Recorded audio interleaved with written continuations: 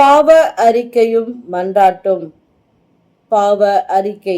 நீதிமொழிகள் 19ஆம் அதிகாரம் 1ஆம் வசனம்.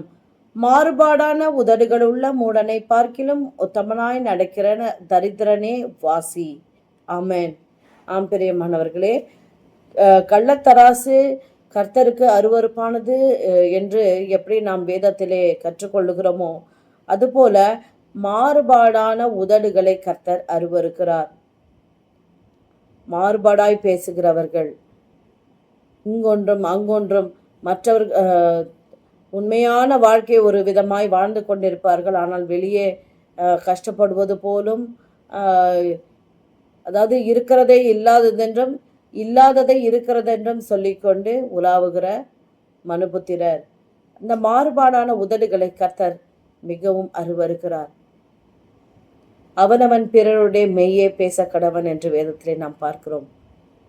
உத்தமமாய் நடக்கிறவர்களுக்கு நன்மையை வழங்காதிரார்.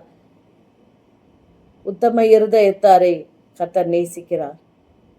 இந்த நாளிலே நாம் அறிந்தும் அறியாமலும் மாறுபாடாய் நாம் பேசிக்கொண்டிருந்தால் கர்த்தர் நமக்கு மன்னிக்க சித்தமாயிருக்கிறார். அதை உணர்ந்து நாம் பாவ அறிக்கை செய்து தெய்வ இரக்கத்தை பெற்றுக்கொள்வோம். கர்த்தாவே, ஸ்தோத்திரம் ராஜா, ஸ்தோத்திரம் ஆண்டவரே.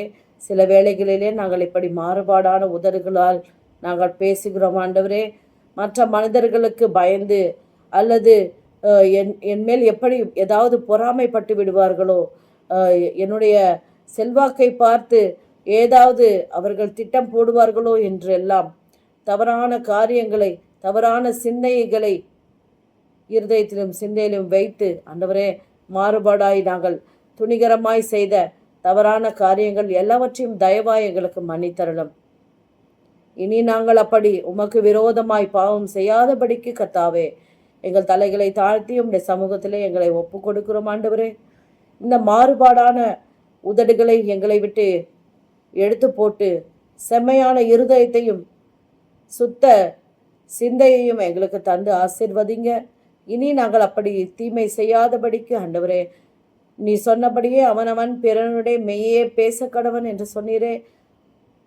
ஆமென் ஆண்டவரே. அப்படியே உத்தமமாய் நடக்க உமக்கு சாட்சியாய் வாழ உதவி செய்யுங்க. இயேசுவின் மூலம் ஜெபிக்கிறோம் பிதாவே, ஆமென்.